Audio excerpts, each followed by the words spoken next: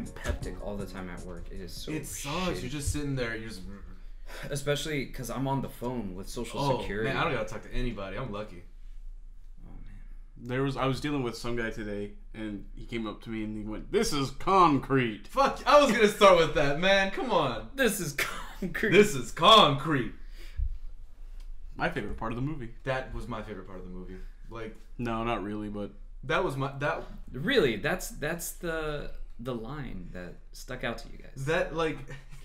This is concrete. it didn't sound like his voice. It just took me by surprise because he had never been like manic like to that level yet in the movie. Mm-hmm. But I think I mean, if we're gonna get really into it right now, the line that stuck out to me was actually really early in the movie. It was in the first scene he was in actually, where he's driving his car and he's talking to God, and he says, "Well, your book is full of killings, so we'll see what comes of this." And I'm like, that's awesome. Like, Yeah.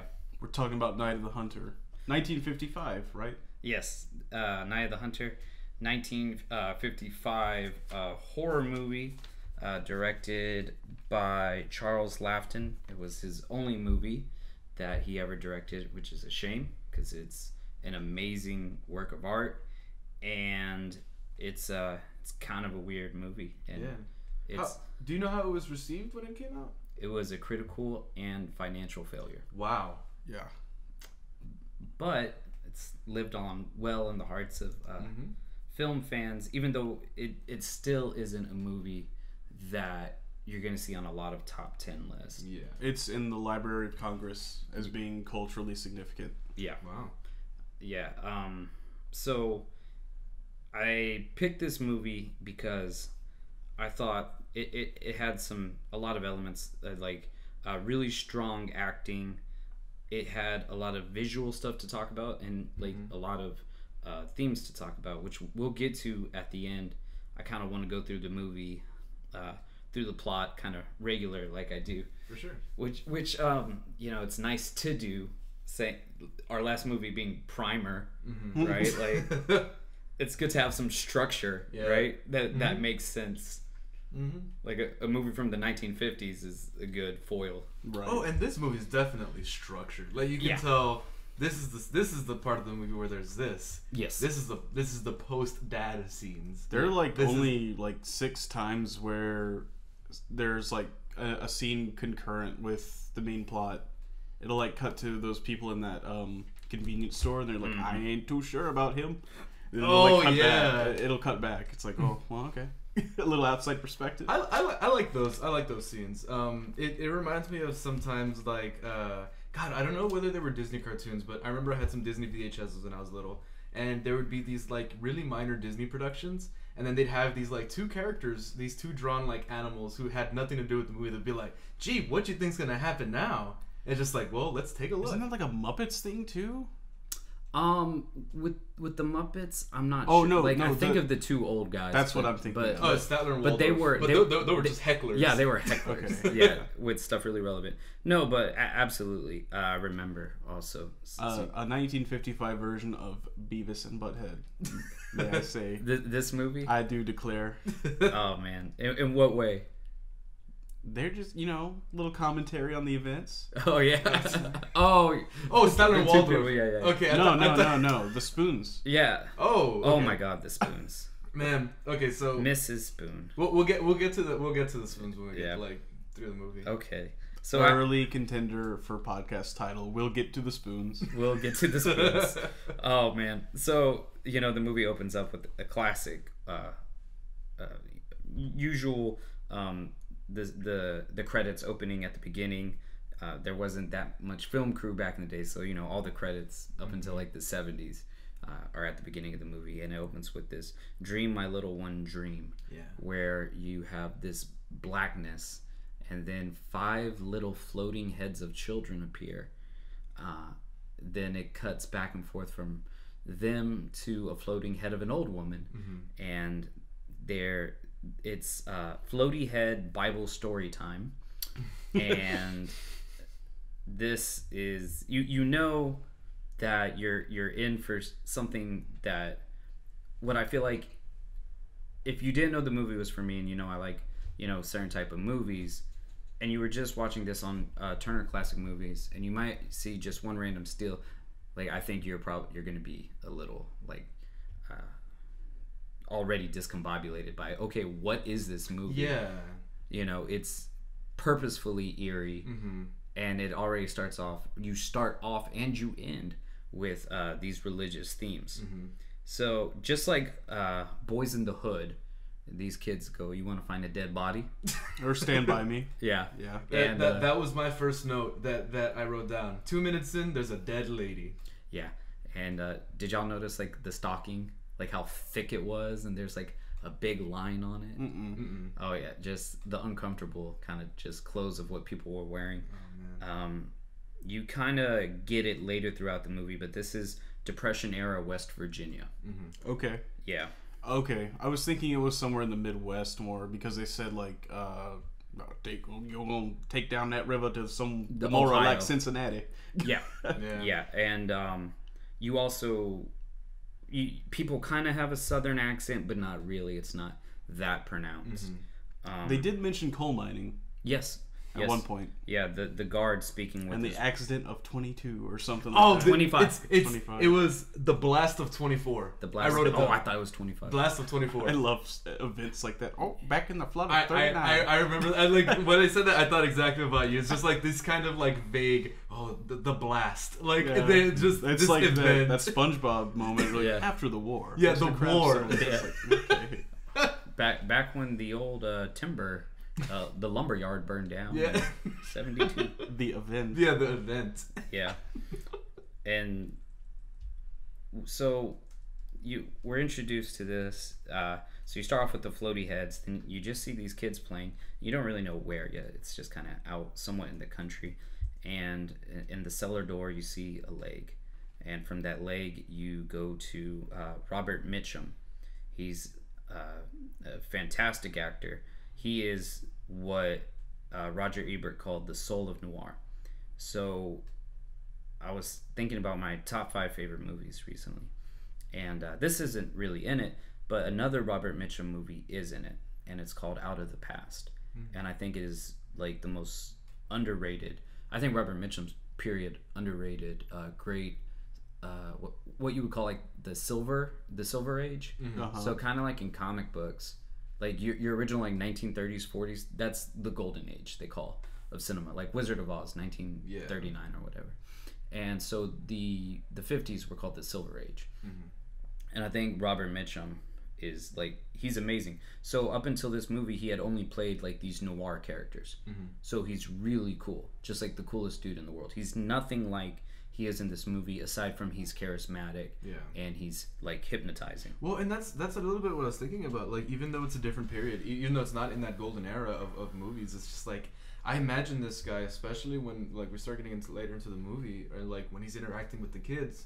I'm thinking like, man, you could plop him right into Dick Van Dyke's role in Mary Poppins. And just turn that movie on its head. Yeah, it seems like he could be someone that would fit there. You know what I mean? Because like he does play that charismatic, you know, like just happy looking guy, or like trustworthy guy. He seems like a trustworthy guy. I'm not gonna say that either. Yeah. What do you think, Chris? I don't know what I'm saying. I think there's a stink about him. Oh, I think he's wrong. Oh. Yeah. I think the like he's scary in how religious he is. Right, from the very beginning. Like, if someone came up to me, well, with tattoos of love and hate, and they told me a story about that, I'd be like, okay. Yeah? Yeah. And you know, that's going to get... these things with him being uncomfortable is going to come up over and over and over, specifically the religiousness of this movie. And so, already, so he's in the car, he's on his way to his next victim, and they don't make it a mystery, right? We know from the beginning what the hell he's about. Yeah. You know, he says, is it 6, God? Maybe 12, you know? And you're like, oh, this guy's fucking crazy. And like you said, what does he say? He says... Yeah, he says, your book is full of killings. Yeah. And so, already you know that this guy is... He's a real stinker. He's a real piece of work. And so the very next scene is then it's him. So you see him talking to himself. So you're unnerved, because regular people aren't supposed to talk to themselves. Even though in this era of movies, people talk to themselves all the fucking time. You know, just as a exposition device. But then he's in a strip club. Yeah. What we can only call is the hottest striptease in cinema. And he's just sitting there, just like scathing, right? Just talking about this woman, just saying, ugh, you know, like, she's. That's right. Yeah. Yeah. And she, and so, and it cuts from him after, you know, he's sitting there and he's talking to himself out loud about how disgusting this woman is, and you hear him switch his switchblade that we're gonna see and hear a lot more later in the movie in his pocket, just, and then some cops pull him out and they convict him for stealing a car, and they give him what, like a month? Yeah, something crazy. They give him a month in jail for Grand Theft Auto. Like, this was a terrifying time to be alive. If anything in this movie teaches you anything, it was a terrifying time to be alive.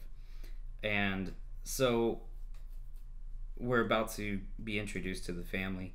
And so what'd y'all think of the shaky establishment shots from of the overhead? I thought those were really cool.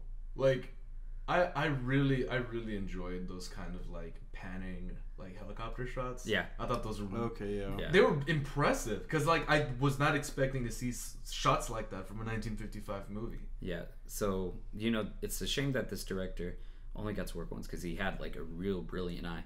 But it's funny because when you're talking about like technology, how like your idea is like stronger than like the technology. Yeah. So like that establishing shot is a good idea. Yeah. You know, like I know how he saw it in his head. He was like, this is perfect. Yeah. You know, even though its execution is like the camera shaking and everything. Yeah. Well, and this is a bit of a different thing, but have you ever like read about what Kubrick would do with his cameras? Like particularly in the movie The Clockwork Orange. I guess spoiler alert, you had some time to watch it for anybody who hasn't watched A Clockwork Orange, but near the end of the movie, Alex tries to kill himself. Yeah. Where he jumps out of a window, and Kubrick throws a camera out the window to film that. Yeah. And he went through like several cameras doing that. Those shots are so cool. Yeah, like because like I guarantee the first time you threw a camera out, it just looked like shit. Yeah. Just like you can't make out anything that's happening. And like read like one paper about Kubrick, not even a paper, read a page, and you know he's crazy enough to keep throwing a camera out the window till it looks just right. Yeah, and it's just like it's those ideas that work. Yeah. And like I think even though it was shaky here, it worked really well, especially like paired with some of the music. Yeah. Like I noticed when the kid is walking from like his uncle, what's the name of that guy? The guy Uncle Bertie. Uncle Bertie. My favorite character. He's walking from the boat to the spoons, and the music is lovely. Like that's the best way to describe it. It's just pleasant. Like and that music paired with that panning shot was really nice. My favorite part of the whole movie lasted about 5 seconds, and it's when I think it's when Uncle Bertie like discovers the car and the body. Oh man! And it's that underwater shot. That shot is incredible. And then also there's some like theme being sung by one of the characters. I don't remember who it was, but that was really cool. That's one of it lasted like 5 seconds. Of a few. There are like 4 shots in this movie which are absolutely beautiful pieces of art. That's one of them. So we, you know, after we see Robert Mitchum's character, Mr. Powell, I think, going to jail, then we see a young man pulling up in a Model T. He's got a gun and a bag of money, and he goes up to his kids. They're playing outside the front porch of this house, and this is the father for the 2 main characters. Their names are John and Pearl, and he gives them the money, and the coppers are right behind him, and he makes them swear not to tell where the money is. So the coppers come, they arrest his dad, and take him off to jail. And the son and the daughter, brother and sister, they make a promise not to tell anyone where the money is. And as the dad says, he basically tells the son, like, this money's for you. Your mom... Yeah, don't tell your mom. In his words, she ain't got no sense. And she doesn't. Yeah. He was right on the money right there. She got no sense. It's like... To which Harry exploited her. Yeah. Basically mentally castrated her as soon as they got married. But I mean, like, the thing about... That was so disturbing. The thing about that, though, is like... I tried to kind of empathize with her because like I could 100%. She's tragic. Yeah, sad, and she's got naive. Everyone telling her you need to marry a man. You need to my marry God. a man. Just that was just so It's alarming. heartbreaking. Like yes, and it's like, and we'll get to her more, but just like fucking Mrs. Spoon. Yeah. Is she not just the worst? fucking worst? Just a busybody. Like I'll say something about She's her probably later, the but- worst actress too. yeah. I don't know. Yeah. I like. There was one scene when Where are you, children? And we'll get to that. We'll get to that. But She's there's just one, the worst. There's one scene where it's the mom and she's sitting by the riverside or by the creek, and Harry Powell walks up to her and she's walking back just like all proud of herself, and Oh yeah. it just seems so genuine. She's just like, ooh, I made a couple. Like, Well, I mean that poor woman. yeah, and like it's sad what happened, but So we go straight to like the life of these kids is going to be frightful. Mm-hmm. As soon as their dad's convicted, he's hanged. We briefly see him meet Robert Mitchum's character in jail, and when she punches him in the face, yeah. and in like fight choreography that like mimics Max Knight like level. And oh boy, like as much as I love this movie, I think it's a masterpiece in a lot of ways. But you know, As a fight movie. well, just I mean, just like, the for fact any- that he says it in his sleep. Yeah. in where a the movie money that's is. I mean, it's 1955. You have to like accept that there are going to be tendencies of old movies. Yeah. I mean, they haven't evolved quite as. I mean, there's shitty movies today still. Oh, but, like, without a doubt. still, like a lot of the awkwardness and ham-fisted acting is, in big budget movies, has mostly been phased out. Yeah. You know, in the same regard as 1950s movies, but for people like us, who I'm going to toot our own horn here, who have like an eye for stuff and can appreciate things and like how that led to the evolution of film as a whole, Yeah. you can block that out and just Yeah. see what it did right. Absolutely, Yeah. but like even at that, there's I don't feel like there's anything wrong with recognizing that, because I think it does have some remnants of live acting, with live acting and with like plays and stuff. You have to have a certain level of exaggeration in emotion. Yeah. Like with dramatic stuff, especially like that. And since this is the 50s, the movies are not as evolved as we are now with movies, and like a lot of those Right. acting cues aren't as developed as they are now. For every action, there's an equal and opposite reaction. So for every hand getting stuck in the door and ow, Yeah. there's gonna be an underwater shot of a dead woman with a beautiful tune later. Ow! Oh man, the noises he Oh makes my throughout God. the movie. God, when he gets shot, Yeah. just Ow! I love it. Like it scared me. It's real though. Like it scared me. Like I was watching the movie by It's myself. creepy. What the fuck? yeah, Like, is he's just nuts. He but is. like they start the movie fucked up. Like Yeah. like It's a fucked up movie. Like so, the very next scene is the kids are singing the Hangman song. Yeah. Yes, At the I like that school. part too. yeah. See, that's what I mean. Like for every like shitty little stupid moment like that, there's one of those. It's like, And whoa. and you just cannot. And like we're having like a historical appreciation of film is like this is 1955. Yeah. You have like the code of conduct that Hollywood was conformed to. Also holding a knife to a kid's neck. Yeah. Yeah. You have a sexually frustrated widow. You have in one hand, so at this point in the movie, you don't know where the whole religion thing is going, where you clearly see the scathing part of it Yeah. in the Right. in the first half. Well, there's some redemption at the end, but at the first it's very But even at the end, John does not like it. Obviously, Yeah. he's not a fan. Yeah. oh yeah. When she pulls out the Bible, he's out of there. And like in his defense, so would I. Yeah. Yeah. Like, if all I know is this fucking psychopath, and then you imagine that his mom and dad never went to church Yeah. anyway, like, you kind of get that they were, poor, really poor people, pretty destitute, kind of fringe. You know, his dad was a criminal. For a man to rob a bank. Like, yeah. They were tough kids, and Yeah. their life would be even tougher. God, like before we go ahead, if there's one thing this movie does well, in my opinion, it's suspense, and I think the suspense started whenever the dad got to the kids.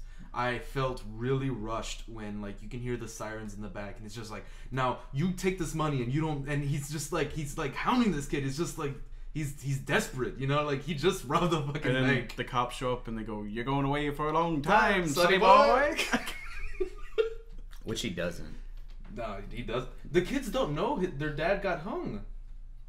Later in the movie, the little girl asks about her dad. I thought John did at least. John does, because he breaks even with Miss Cooper in the last part of the movie, and she goes, "Where are your parents?" He goes, "They're dead." Yeah, Pearl's kind of a ditz. Pearl. John's on the ball. I'm glad that later we're introduced to Miss Cooper, because every female character in this movie, aside from Miss Cooper, is a complete and utter. Like Miss Spoon is the gossip hound. Ruby, oh my god. Right. The teenage girl. Oh my god, she's just gosh. like, "You gonna take me out for a milkshake?" I loved him. She was in the movie for about 3 minutes. Second favorite character. I loved Ruby. Chris is batting like, her eyelashes. Can I have a milkshake? Oh man, we'll get. Oh my gosh, I have questions about her. And then the teenager's like, "Come on, sugar. Yeah, Let's go get an egg cream. It'll be keen." Just let me take you out, toots. Those guys were so cool. Like they were Letterman, weren't they? yeah, well, like I don't like how were guys in the 1930s like how were they that cool? Like I'm not like I was so not confident when I was their age. And they're just fucking killing it, man. Drinking age was lower. Yeah, that's what it was. They got that liquid courage in them. Yeah. Also, most people started smoking at like 15. Yeah. That's cool. Imagine being a 15-year-old and you smoke. My grandfather was a kid coolest. in the Depression era. He started smoking when he was like 11. Man. Yeah, my mom started smoking when she was 14 or 15. Yeah. Man. But, so, man, so, you know, he comes into town and automatically, you know, they're setting up kind of what's going to happen. You meet the mother. Do y'all remember the mother's name? I have the name of the actress written down. I forget. I don't think I wrote it. I just Shelley Winters is the name of the actress. I just referred to her as mother and mom. Right. And like she has the right idea. She's telling this lady who runs the store she works at, Miss Spoon, who runs a candy store, that, you know, she's like, I don't want a husband, because she's of course being such a fucking ass, telling her that she needs a man to raise the kids and everything. Immediately. Well, it also goes both ways, because like Miss Cooper asks Powell, "How are you gonna raise those boys without a woman?" or something like that, doesn't she? Like near the end. She says that without a woman. Yeah. I don't know. He does. In her defense. Yeah. I thought so. She's like, "Oh, I'll get by. I'll get by on the Lord's will." Yeah, but I think that there's a lot more concern for a dad raising a kid on his own than a mom. It's kind of, you know, there's just something about mothers, you know. So out of the window before, maybe right before they meet, the kids are in bed and they hear Robert Mitchum and they see his fucking shit. And it's like, what the fuck? Yeah. And so that's you had a little bit of it before in the intro, but now you're starting to get that this is a dream. Mm-hmm. This is a nightmare. Mm-hmm. And the kids are having the nightmare. It's John's nightmare. Yep. And so then there's just some random scenes. We meet Uncle Bertie, in which he says, "I haven't seen you in a coon's minute." Mm-hmm. Did y'all remember that line? Yeah. I must have missed that one. I was like, whoa. That's hey. Yeah. Hey. Yeah, I know what that means. I was able to put 1 and 2 together. And fucking Mr. Leahy over here in this boat. Yeah, he did remind me of Mr. Leahy from like when he's like drunk at the end, he's just like on the ground. Just it's the liquor, bud. He had a chance, but poor Mr. Birdie. So he's just hanging out with this old drunk motherfucker, John, already like lost without a father figure, and then John is just like, when they're finally next to each other, they're in the candy store, and Robert Mitchum does his monologue where he talks about was it brother love and brother hate, right? And he does this thing. He does this. Yeah. This old timey clasping my hands together, like story that you imagine like that. Yeah. That was probably hot shit before TVs, you know. Like, imagine if he went up to Ruby and did that. oh my God, she Wouldn't have even needed to buy an ice cream. right. But like, which one would he do it with? Like, does he want to be the bad boy and give her the hate hand? She seems like a real floozy. I think she would have gone with the hate. Or the love, he'd be like. Mm-mm. Oh, I think she's sentimental. I think. You think so? I think she goes for the love. So. Yeah. Ooh, we got. We can agree to disagree. Okay. Yeah. But I love how like they just show John looking at him like, fuck this asshole. Yeah. Like right, John. Like I said, John is strangely on the ball for what is he like 7? Yeah. 8, maybe. John spends a lot of time just looking. Like he's just like. Yes. John is a G. Yeah. And he only becomes more of a G. Mm-hmm. He just. If John was a real kid, he'd be so fucked up by the time he was like 18. Mm-hmm. But he's already going through like an existential crisis at 8 years old. Well, here's the thing. What sucks about this movie is that that's like real life, though. Yeah. Like these stories, even though it's exaggerated, Robert Mitchum's character, things don't happen maybe in the exact. Well, same he's order. based on a real person, Mr. Harry Power. Yeah. And, I think his name was Harry Power, like the real guy. Yeah, and like that's happened. It's like why this movie's terrifying is that there's the horror, not just of Robert Mitchum scary and unpredictable, and he'll kill you.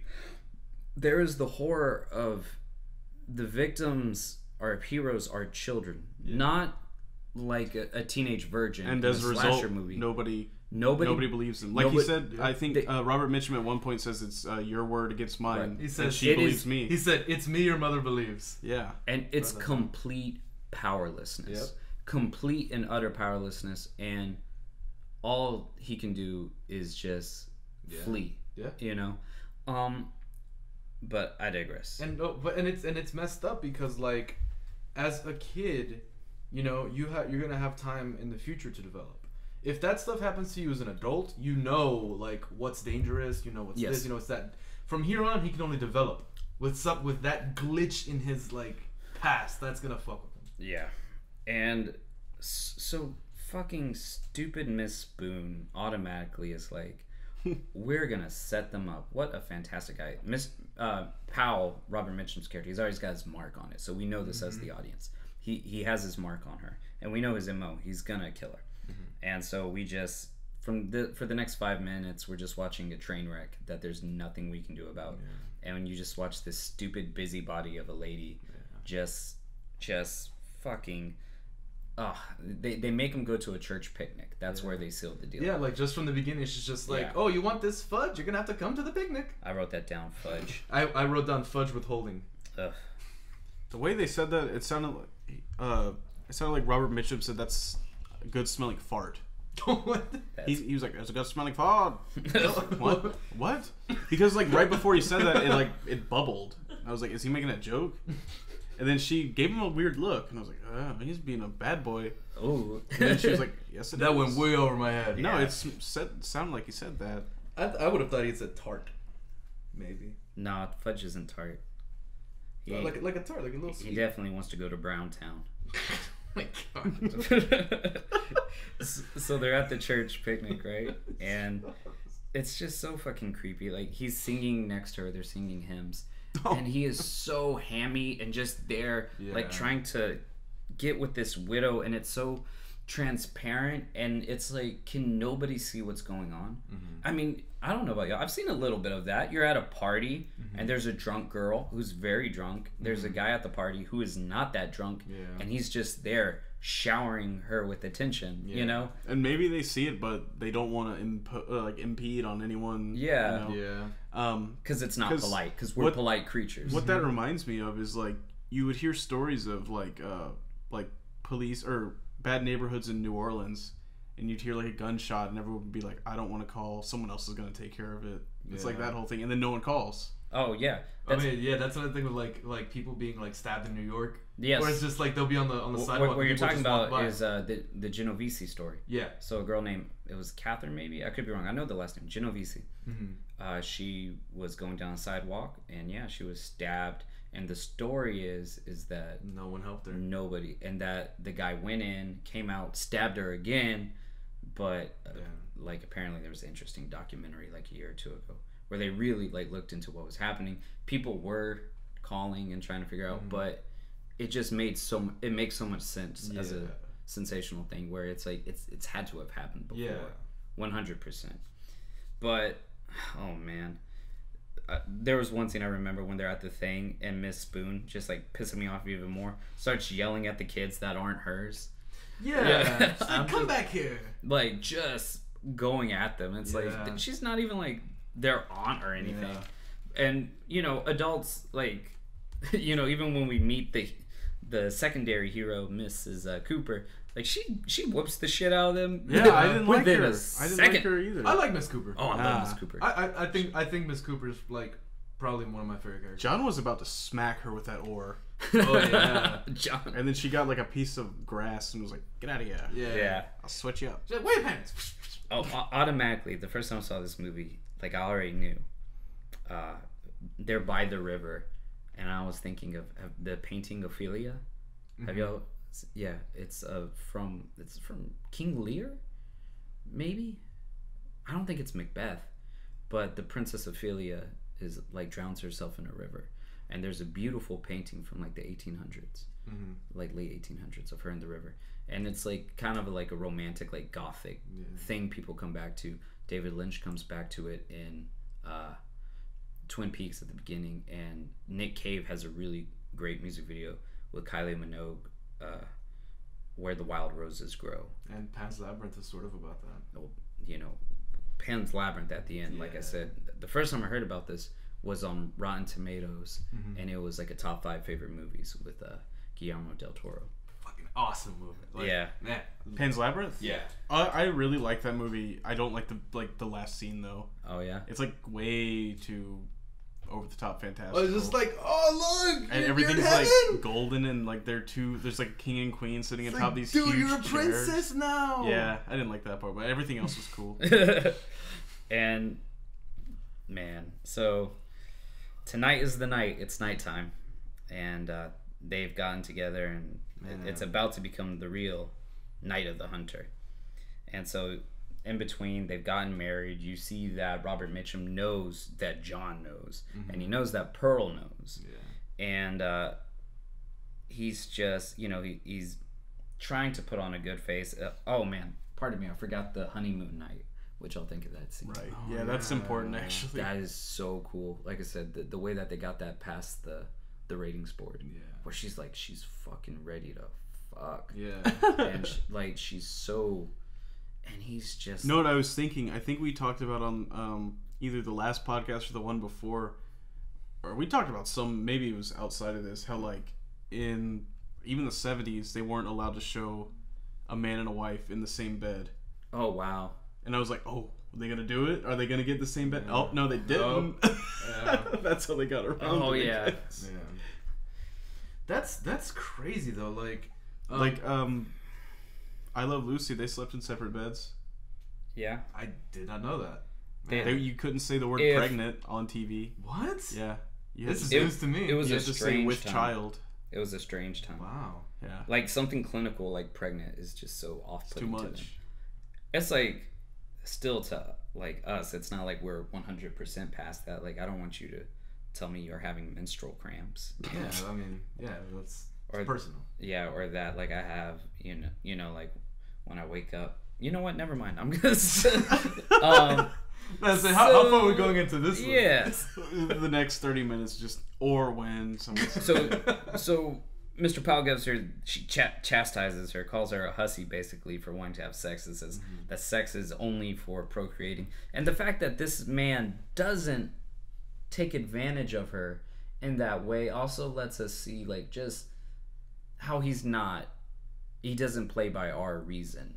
He's not a just a brutish thug who just follows his violent sexual desires. He has a goal. Yeah. Like no code. He has no code, but there is a real particularness to his evil ways. And so, oh man, and then real quick after that, right before things start to go real south, we see a nighttime church revival that is so frightful. Yeah, that part's cool. And there's all you see is him at the front, and you can see kind of like the shadow of a congregation and 3 torches, and she's like professing like all her sins and everything, and stating how it was her sinfulness that led her husband to sin, to do what he did and put her in this position. And it's just like, when I see this, I think that, you know, the past generations, they were more like us than we think, you know. So even like I have a feeling that the screenwriter, you know, there's a good chance he might have been actually a religious person, you know, but the fact that that's so creepy, like that there's a creepiness to like revivals like that, and that he's showing that is like, those things were creepy to him when he probably saw them in 1930. He's turning popular religion into the occult, which is probably not cool in the 50s. Right, but it's like, but those revivals, like they're strange, and they were probably strange when he saw them, and he was like, I'm gonna capture, with the director and the screenwriter together, they're like, we're gonna capture this very bizarre feeling, you know. And like that's how it is in the movie No Country for Old Men. That like in Eli's church, where everybody's just kind of like, they like it's off. Like, and especially from somebody looking from the outside, you know, like it was Daniel Day-Lewis looking at it, but like from us looking at it, and especially from somebody who's like, you mean there will be blood. Oh, what did I say? No Country for Old Men. That's what I meant. Yeah. My apologies. People always get those movies confused. But I really like both of those movies. No, I know, but they were just like both like the heavyweights. Yeah. But yeah, like with stuff like that, it's jarring. Yeah. And so anyway, so like what I put over here? Goddamn, Pearl, you done messed up your stacks. Oh yeah.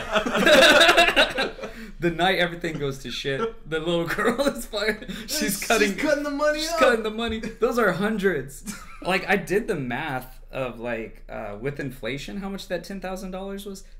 Y'all want to guess how much it was? Was it 10,000 exactly? Yeah, 10,000 exactly. They make a point. I'm gonna. I assume I put like 1929 in the calculator. Hold on, let me think about this for a second. $60,000. Okay, that's your guess. I'm gonna go like 110. Very close. Chris is close. 140. Oh man. 140,000. Could you imagine being able to hold that much money? And like a teddy bear? Yeah. And so how nice would that be? You can just carry around 140,000, or what's worth 140,000, like boop, in your fingers. I guess you could do that, but yeah, I mean, so this is the night everything goes to shit. It's nighttime. We see the kids outside. They go back inside. Real quick, Pal has a word with our hero, John, and that's when he tells him, it's your word against mine. And you really get that, holy shit. The horror of this movie is all these things. It's also powerlessness in the face of wickedness. And there is like no guarantee that salvation is coming. You know?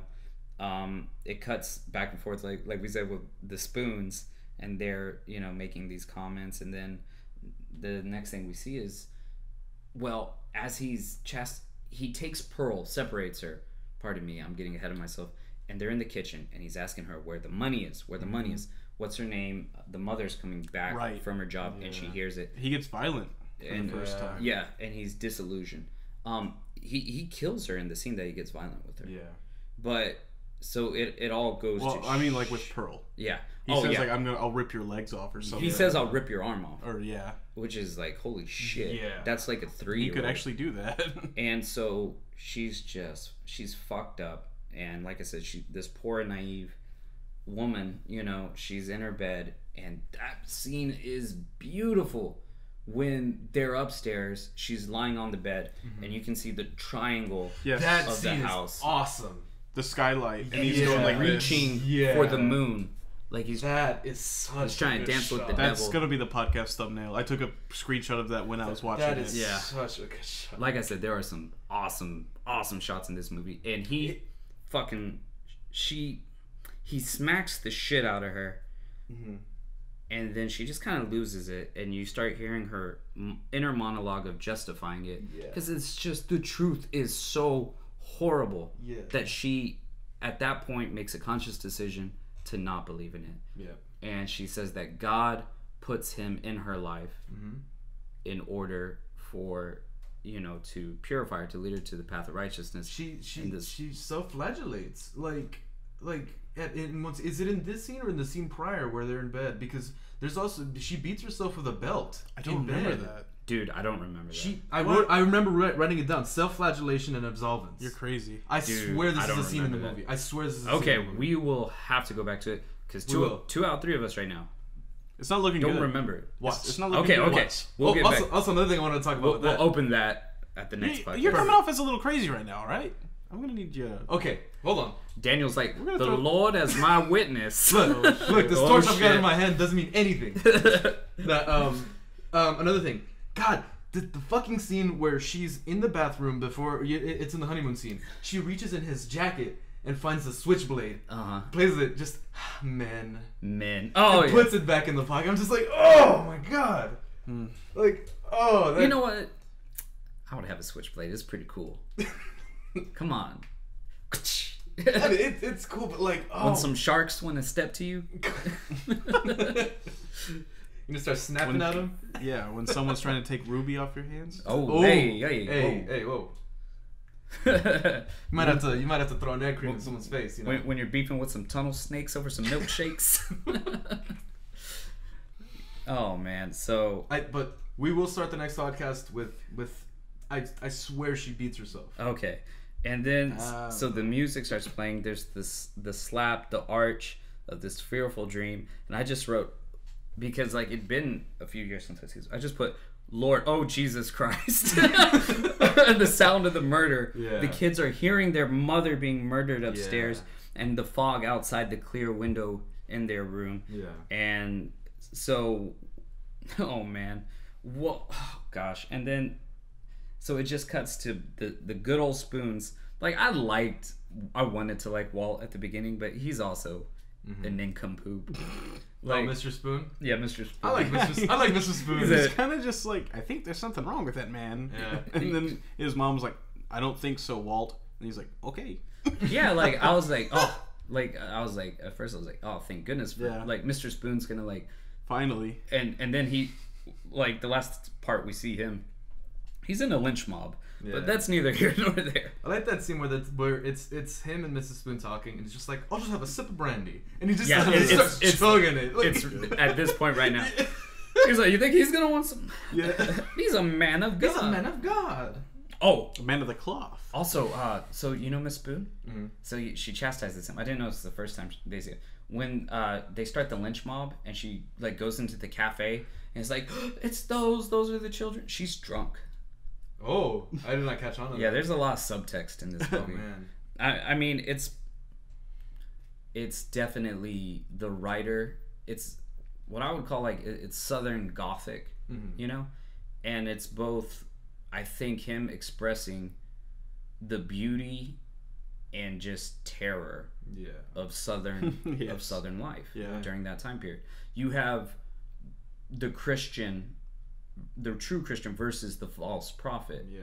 You know, you have things where you have people in the light of day who are respectable church attending citizens at night become an angry mob and you know they go in a drunken mania. Right, trying to break, even though this guy's a monster, out of jail to lynch him. Yeah. You know, I think he's definitely exercising his fears and also love, like the beauty of the countryside of the river, you know, for the American South. Any rate, I digress. So beautiful. We see Uncle Ben. He's fishing. Uncle Birdie, pardon me, and his hook's snagged. And you see. I didn't even catch Uncle Ben. No, I was laughing about that. There's one scene where John and the uncle are fishing. And they pull a fish into the... Oh, and they beat the fuck out of it. They beat the fuck out of it. Oh, I can't believe I forgot to write about that. Yeah, they like, hand that fish its fucking ass, like, man. They go... That's the... They go Andre Johnson. Like, that's the on other... that fish. That's the other scene that I, like, just bust out laughing. But I think this movie does try to be funny. Yeah, like... At times.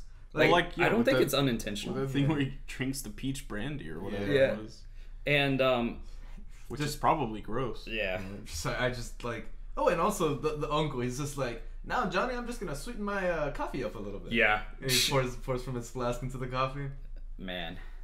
But it was a nice precursor to telling us, hey, maybe this alcohol is gonna fuck him up in the future, or Yes. and it turns out it does. Yeah, like he has a chance to help, and Yeah. but like I said, after we talk to the Spoons a bit, we see the beautiful drowned Ophelia in the car, like, and then holy shit, he can see her. Yeah. Like that shot Yes. of him from his boat. It's How horrifying. did they get the water that clear? I Like wonder if that was in a pool or something. it had to have been, Yeah. but still, it was so clear on camera. That was such a like good because shot, you like- have lighting. Like Yeah. how did they light it? It was the part where the camera's actually like underwater. That's the coolest part to me. Yeah. Oh, I, Like, I you think see that, her I think hair that like flowing. I think that entire scene is really it cool. is so cool, and then, man, fucking, he starts whistling, which is gonna be like his. What's a movie where someone just like starts singing or saying something badass before they kill people? Like I swear I've seen that before, but him doing leaning on the everlasting arms. I guess the Kill Bill whistle. That's something that comes to mind. I'm gonna have Omar. Omar. Hey, whoa! Hey, Cats- well, you should have got that by now. Yeah. Man, We're only on episode 5. What is Omar? What is he doing? He does that whole thing. Yeah, it's not like Yankee Doodle Dandy, is it? No, it's Farmer in the Dale or whatever it's called, right? Man, not sure. It sounds like really old time. but I like Yes. I like Powell's. It's just like cleaning. Oh, he's a great singer too. Yeah, he sounds awesome. But it's terrifying. Like, Yeah. Especially like imagine seeing that outside your window just with one hand on like the fence. Oh my gosh, and like, It's almost like Exorcist like. Yes. You know, the scene under the lamp. yeah. In fact, which they definitely, Mm-hmm. I think, visually borrowed from Exorcist from this movie. Yeah. But so, already, Powell decides he's gonna murk these kids, and he tries to get them into this. First they're hiding in the cellar, then fucking Miss Spoon shows up, and you think she's gonna do something good for once in her goddamn life. No, She gets fucking them out does of it. She gets them out of the base. She's like, you children, get out of here. You're so dirty. And then like leaves Yeah. right after. Yeah, and What the hell was she even doing there? dropping off some fried chicken. Oh. And, And then he has that spread on the table. It's Yeah. just like, you kids hungry? Yeah, and then the little girl's like, I want to eat. He's like, no. He's such a piece of shit. He tells the Yeah. 3-year-old, no, I'm not going to let you eat. And then, so we see our boy John. He knows where the goods is. He's trying to find a way for them to make a break. So he tells them it's back in the cellar. They go down to the cellar, right? And then what does he say? I did see that wrote. Congratulations, you played yourself. Under the rock. So he goes to the rock, and what does he find out? He finds concrete. I'm sorry that underplays anything else in the movie, but that is my favorite part of this movie. Well, it's the first time he breaks character. yeah. This is concrete. Like I fucking scrambled it on my face. Oh, man. Oh, no. It's almost like he's more caught up in the fact that John said rock and it's actually concrete. This is It- like It's like, You- you're you- wrong about this. It's this like... is a marble. This is sedimentary rock. It's like when me and my wife were apartment shopping, and it's like, this is not hardwood floors, okay? This is all carpet. We read the Zillow report. We were told you would have hardwood. This is hardwood. No, but it's even like more petty than that. It's like someone said It's a shitty basement. It's like someone is like, hey, I have marble countertops, and they're like, this isn't marble, it's granite. Yeah. It's like, what the fuck difference does it make? I guess it is. I guess it is funny At that point, because it's like he's not even focusing on the Yeah, thing. he's not even like, it's not here. Yeah, it's right. Wait, God damn it, this is not rock. this is concrete. it's like Oh my god. it's like it's under the couch. This is a love scene.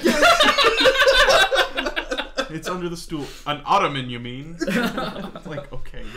I have not stopped thinking about that scene since I've seen it. Like, oh man. Anyway, Oh boy. So they're able to get away with him. They cast they off. They drop a fucking shelf on him with like paint buckets. Yeah, with preserved goods. Yeah, like, and he chases them up the stairs, and that like they slam his hand on the door. They slam his hand in the door. It was like the Tom and Jerry scream, just ah! Yeah. Yow! And so they're off, you know, and John's trying to protect his little sister. He takes him to old Uncle Bertie. Unfortunately, old Uncle Bertie is dealing with some trauma the only way he knows how. That's fucked with him too, because he's like freaking out that they think it's gonna be him who did it. Oh yeah, that's like right. he can't even tell I wonder if anybody. he had some shit on him from a past. Maybe. Why is he hanging out in that boat, not doing anything but fixing up boats for little kids? But man, and then. But yeah, like he's freaking out. Like that's why he got so fucked up. He's just like, they're gonna think it's me. I can't tell anybody about this, and that sucks because like he was like kind of their last chance to be like. Yeah, but here's the thing. It's like, I don't know. Do you think there's any logic to him assuming that they're gonna think other than just it being a plot device where it's like, oh, the kids have a place to go. I mean, no, they didn't. Even if we kind of set up the reason. Even if it is a plot device, it doesn't really make any sense because he was useless anyway because he got drunk. Right. So I don't know. I don't really. They could have just had him get drunk. Yeah, because. And like there was not. I guess really the plot device is that he didn't tell him immediately. Yeah. Right. But then they do find the body later because they know whatever. But like he's never redeemed either. It's the last time we see him. Well, we know he threw up in his sleep and passed. Yeah. I just think it's interesting. 27 Club. I just think he's like 80. There's just no way. Hey, that's the depression for you. John, he's one. It's like -3. His sister's his sister is just like floating cells. Oh man, Robert Mitchum is 15. Oh, but that's scary. Could you imagine his life before this movie? Just like I wonder like how he became to be this like weird. Yeah. In between, like he's definitely into his own delusion, you know. But so anyway, so the kids, they get there. He's drunk. They escape, and you know he makes a mad dash for the boat. John's put his little sister on. They barely shove off, right? And then once again, Robert Mitchum screams. Yeah. That's terrifying. And each one of his screams is different in the movie. Yeah. Like they're all like inhuman. Yeah. What I like into it is towards the end, I feel like you half expect him to like unzip himself. Yeah. And there's like a devil in him because he's subhuman. You start howling and like, especially when he gets shot at the end. Yeah. And so they just make their way down the river. They keep trying to stay one step ahead of him. There's one part where they get to a barn and they try to get some rest. Yeah. And I wrote this down. Yeah, and that's so fucking crazy. And they look out and you see a silhouette that's such a cool of scene. the landscape. That's such a cool and shot. just him on that little fucking horse singing the song. Yeah. Leaning on the everlasting arms. Yeah. And then John asks, doesn't he ever sleep? He's the Terminator. Yeah. Like he is the old school Terminator. But it's not like Sarah Connor and I forget what John Connor's dad's name is. But like it's just two kids. Yeah. And the old lady eventually. Yeah. So they're able to get ahead of him one more time. They get out, they're passed out, they're just so tired. They're on a riverbank, their boats ran ashore, and this lady just starts whipping the shit out of them. And so you like it's like what like adults are so awful in this movie. Like it was just everyone beats like everyone's incompetent. Like you cannot rely on anybody. It was such a nightmare. I think that plays into like, you know, trying to get into the kid's perspective too. Like I think how terrifying she is and how terrifying Harry Powell is. It's like through the perspective of those kids, it's just dangerous all around. Yeah, their world is like this. They are sea turtles. Yeah. In Costa Rica, trying to make it to the water. Got fucking birds coming out. Right, that is their world. Flipping over and shit. Yeah, and so this lady takes him in, and she washes him up, takes care of him, puts a little spit shine on him. We learned that the other girls there's 3 other girls with her, and they're all orphans, and she's just doing what she can to take care of kids during the just do something humane and right. And they go into town after we spend some time with this unit of a family. Yeah. And they go into town, and like one of the girls, like I like this scene, she talks to like a nurse or something, and she says, I'm saving up for a charm bracelet. Holy shit, the Great Depression. Yeah. Where you're saving up for a charm bracelet. Man. Like, oh man. And it's not even like I'm getting myself a pair of Beats. It's just like I want something on my wrist. And then we see who could be seen as the heroes of the story, those 2 teenage boys. Hell yeah. Catcalling. Fucking tunnel snakes over here. Man, the coolest kids. Oh, yeah. They have so much attitude and so little screen time. Yeah. That's my one major critique of the movie. I want those 2. I really thought I want to one spin of off them. movie. I really thought one of them was gonna get got. Yeah. Oh, by Robert Mitchum. Yeah. Like he was just gonna be like, boom. Yeah. I thought there would have been something with them, like they're being chased and the kids are like, "Here, take him out," and like throwing like rocks at his ankles, and Robert would hit the ground, just like, "Oh, you kids." Oh. Maybe not that caricaturish, but you know what I mean. And I think that's where one of them would have gotten got. And then try to stop him, then one of them get stabbed. And so we kind of see the foolishness, a little bit of what's going on with Ruby. I don't get. Are they talking shit to her? They're like, "Oh, I guess it must be Thursday." You know, like they seem to be very rude to her. And then anyway, Ruby's this teenage girl who's in this. Why do only jerks get the girls? Family unit? That's what they're saying. That's what Chris has been asking this whole time. He's I like, think that's what the director was trying to say. Nice guys finish last. Finish last. See, Harry Potter, he got married in like 2 days. Because he was nice. You want at first. You want to crush puss, you know. You gotta. That's a 1950s phrase. Yeah. That's what they said. You want to crush some pussycat kids? Oh my god. Come down to the soda fountain, buy a girl a milkshake. Get her a 5-cent magazine. I'm sorry, I bought a magazine. Like, you stupid fuck. like she gets chastised for going to the store by herself. Like, oh yeah. And what she says, she goes, "I've been hanging with men." I've been hanging with men. But it's like, it seems like she doesn't know what she's talking about. But the phrase she uses sounds kind of what? Like I've been with men. Yeah. It's like maybe there's like I said, this movie has subtext. Like I definitely think they're going for a subtext with that I don't get and I haven't really figured out, even after watching the movie 2 times.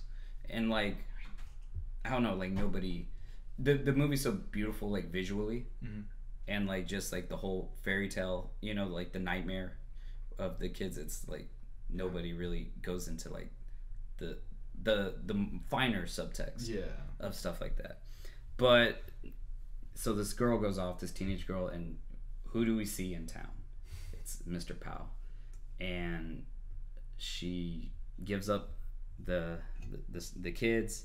He makes his way over there, but when he makes his way over there, it's during the day, they're playing out, and Mrs.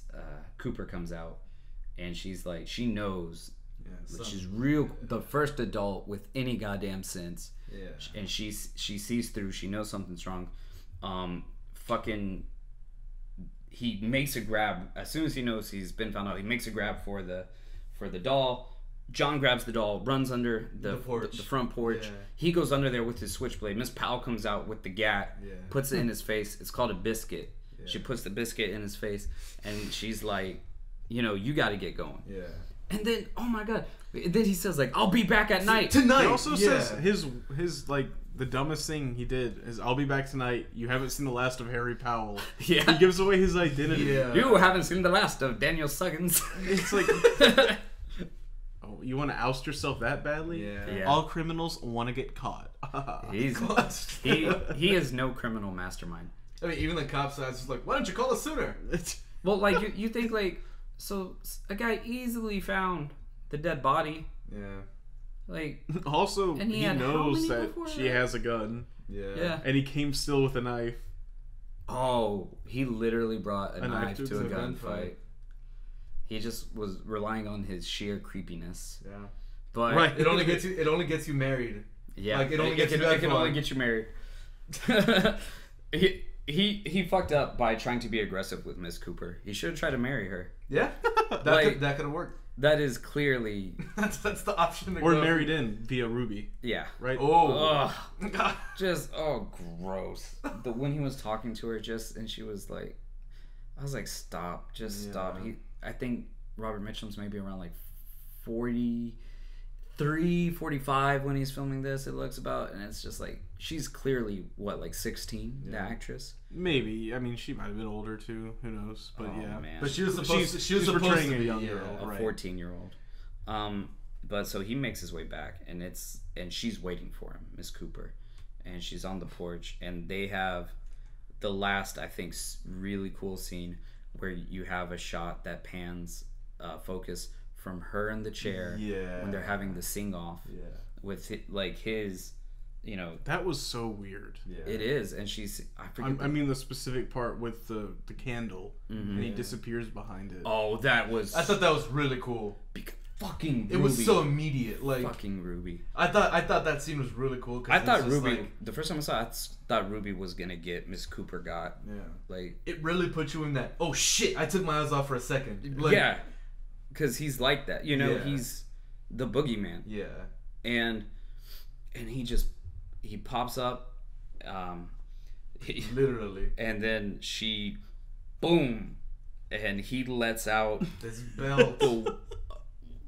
what could you call it? It was A primal scream. it was a human yap. A howl. Like, he just howls, and he skips off. Yeah. Like a wounded dog. Like, Yeah. Also, like, one audio clip plays twice. Yeah. Oh, that scream! It's just like, oh, oh, like the same one. Yeah. Oh, like I said, that scared the shit out of me. Yeah. And I knew it was coming and scared the shit out of me. Like, his yell is more frightening than the gunshot or him popping up. And he retreats to the barn, and then they call the cops, and finally they get his ass. And the movie doesn't end just there. It takes its time for about 5 minutes. Yeah. You see him get convicted. You see him. You see an angry lynch mob go after him, and then you just see like those teenagers. They're in the crowd. Yeah. Okay, that's the funny thing. So they're kind of far away. And they still, The teenagers are from the town that they ended up with, but then you see the Spoons. Yeah. Right.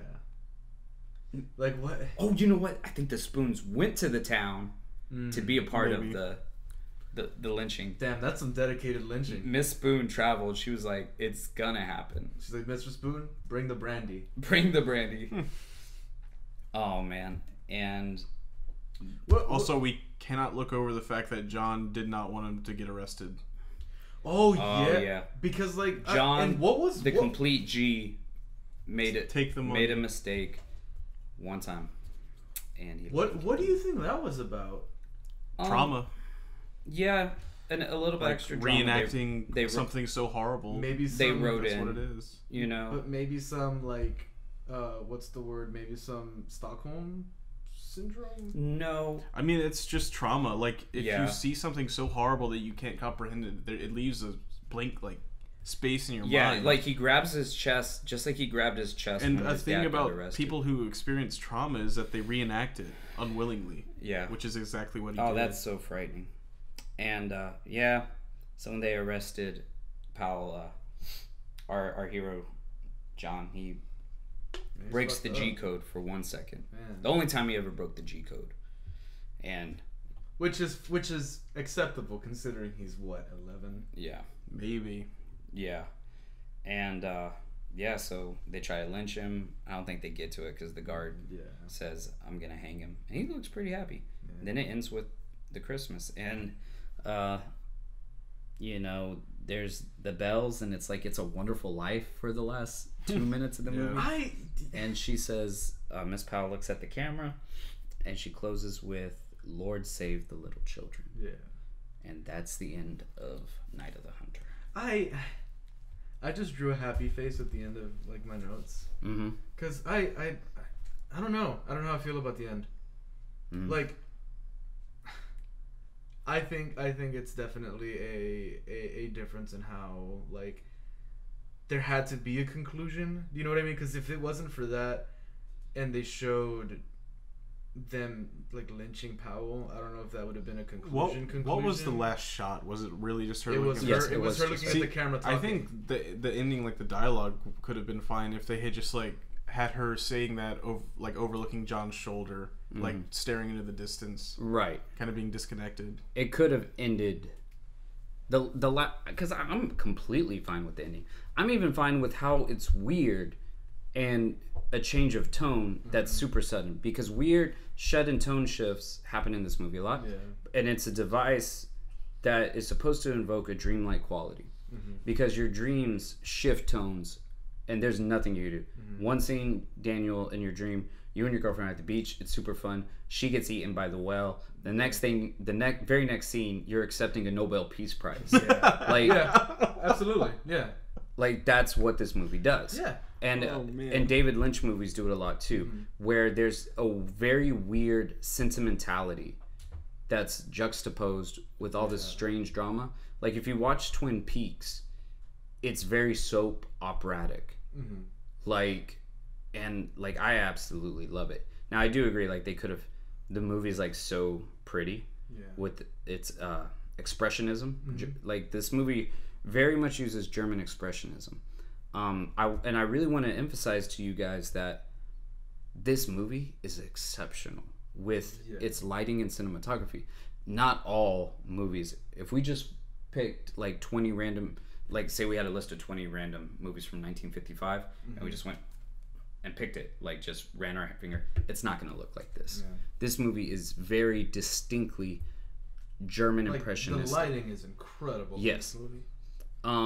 But what I was gonna say with the whole thing at the end was like, I think like whenever John and Miss Cooper, there's a dialogue between them when they're at the house, and that scene was really like strong for me. Like I really like that scene because like suddenly you have John who can like kind of express himself a little bit, just breathe for a second. And at the ending scene when she gives him the watch, he's just like, this is a neat watch. And he goes upstairs, like, I don't know, like it. And that was the last time he ever smiled. Yeah, that's it. He just stared at his watch for the rest of his life. And he hid that watch that Miss Cooper gave him, up his ass in that Hanoi hellhole. Turns out the watch, guys. Turns out the watch was a Tamagotchi, and that's what he was stealing back in the beginning. It was the original. It goes. We're on full circle, man. Oh Christ! But excellent movie. Whoa! Geez. I'm gonna beat the shit out of this mic. You know that fish that they beat up? That's gonna be this mic. Good. Give me an oar. It's gonna be heavy. The brown Hulk over here.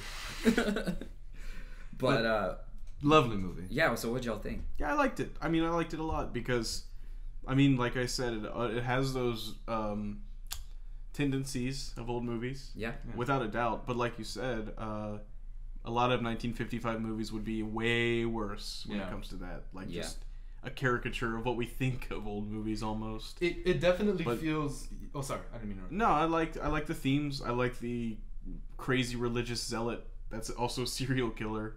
That's, I don't know. I think that's interesting. Well, it's like with the religion in the movie, it's not just all critical. It's not. It is all. But religious, I like the fact that it's weird. It's weaved in really well. I like the fact that they're willing to take it that far for, I mean, a very conservative time. I'm sure a lot of people were not happy with that. The age of conformity. Yeah. And that's what I'd say about that movie too. It definitely feels like they were trying to step out of the box a little bit, like with some of the cinematography, some of the topics that they were like kind of tackling, especially with religion. But I would say that my favorite thing about this movie is the lighting. It's the shots that they set up. It's that scene where he's like has his hand up to the moon. It's like what we were talking about, the underwater scene with Ophelia. It's like some of those shots are like they're beautiful. Yeah, like, it's work of art. And that's something that got lost in color is that I was about to say those shots are a product of their time. is that when you were a cinematographer in black and white era film, shadows were a tool to be used, to be manipulated. It was a resource, right? You had something to work with. All the lighting when Robert Mitchum is talking, and it's just like him and like a mid shot, right? From like say his bust up, is like the lighting on him is so sophisticated and well done. When he's going up a stairs, so everything he's doing is like they know how to use it like to their ability, and there is no reason that shadow, that'd be really cool for someone to come back and not do something that is like, okay, I'm just trying to make what like a noir would look like, a really good noir, and we're gonna do like the, I forget what they're called, like the Venetian blind slits over, you know, and you got a soft shadow behind that, and but someone actually like say, you know, like I'm going to, with maybe like high contrast film, like make a movie where, you know, we use some real like German impressionism. That'd be really cool. But yeah, like I said, I think I love this movie. It's a fucking one of a kind. Yeah. It is a unique film. There's like, like talk about a great villain, like with Robert. Yeah, that was a really cool villain. Yeah. Is like, and you know what? Like he came up with that on his own. He wasn't like Heath Ledger saying, "Well, I'm gonna be Tom Waits." Yeah. You know, I'm gonna be Tom Waits and Sid Vicious. Yeah. And then okay, that's our greatest villain of the past 20 years. Yeah. You know, no, like, or like, hey, we love Tom Hardy. I think you're right. I think he is almost like a Terminator, like a Southern Terminator. Yeah. But like a boogeyman, especially. Yeah. Like, yeah, especially with the snatch scene you of in him your just, sleep. just disappearing in the light. Yeah. Like when lights brought up. Oh man. Good film. Really good choice. Yeah. And so that was Night of the Hunter. And you saw that Snapchat I sent you. Oh yeah. LA Noir collectible item. Film reel of Night of the Hunter. Oh, really? It's anachronistic, but yeah. Yeah. Nice. That is really cool. So, now we get to the part where talk about Chris's pick. What you got for us? Crack of the Knuckles. That's a great movie. Yeah. 1920. Oh. Okay, real quick factoids. Okay. Lillian Gish, who played Miss Cooper, was a starlet from the silent era of film. She was a frequent collaborator with is it D.W. Griffin? D.W. Griffith? The guy who did Intolerance and Birth of a Nation. Okay. And she also was like in... Intolerance is like the most expensive movie ever made, isn't it? Yeah, it's crazy. Like the set pieces are amazing. And so she was like Meryl Streep. And the way they used her like was awesome. Like there's a lot of other little history things that I didn't get to, but I just wanted to say that real quick. Like you're looking at like a bona fide like star. Gotcha. With Lillian Gish, who played Miss Cooper. That's cool. And like they made her like a real badass. Yeah. She's also not in it very long. No, which is interesting. She lives. But she's like in the last fourth of the movie. She lived maybe 20 minutes. Yeah. All right, just wanted to throw that in. All right, so what are you thinking? As you might have known, my favorite director is Mr. Paul Thomas Anderson. Ooh. So we're gonna go to his very first movie he ever made, or feature-length movie, Hard 8. Have you guys seen it? No, never seen it. Well, it's available on Amazon DVD, $150. Hell yeah! What? I'm gonna get 3. I was looking at it right before the podcast. Like, I would like to own this movie. Never mind. No. DVD. A DVD, not even Blu-ray. I have a DVD of Blood Simple. Are those rare? Yeah. My my parents have that because I got them the Coen Brothers collection, and it came in that. Well, it's a Blu-ray, but yeah. Man. Yeah. So Hard 8. It's got. I don't know much about it. Can you just break us off a little bit? Philip Seymour Hoffman in it. Oh, yes. The main character is John C. Reilly. I love John We C. got Gwyneth Paltrow. We got Samuel L. Jackson. Okay. And I think his name is Philip Baker Hall. The guy with the really baggy eyes in Magnolia, the game show host. Yeah, and this is his... It's his first feature-length movie. I should know more about this. And it's his directorial... It's not his directorial debut. I mean, for all intents and purposes, yes, it is. So we'll do... I mean, we can talk about it when it comes up, but I'm just already thinking, like, how did you get that cast? Right. That's amazing. That's so much pressure. Yeah, we'll talk about that more. Yeah. But And yeah, I mean, it's he's stuck with a lot of them too. Like It's, frequent collaborators. Philip Seymour Hoffman's yeah. like in all of his movies. Yeah. Except for There Will Be Blood. And of course Inherent Vice because he died, but I think he's in all of them. Yeah. All right, Hard 8. But yeah, Ready for a little Riley. I'm very excited. Very, very excited. Basically it's about, or the premise is this guy goes to Vegas because he wants to pay for his wife's funeral and gets caught up in a kidnapping. Ooh, Sounds reasonable. Sounds interesting. It involves hitmen and other interesting things. Well, just from what you said, there's got to be a Does it involve big cast of Ultra characters. spies? Does it involve ultra spies? TBD. Ooh, I like. I'm gonna take that as the a chances. soft. Yeah. Yes. I like that chances. All right. Well, thanks for joining us tonight. You can rent it for $3.99. You don't have to Sweet. buy the DVD. Damn. I really would like to, but man, I will. That's and then I'm rough. gonna snort coke off it. I'm gonna light my cigars with $100 bill as I watch it.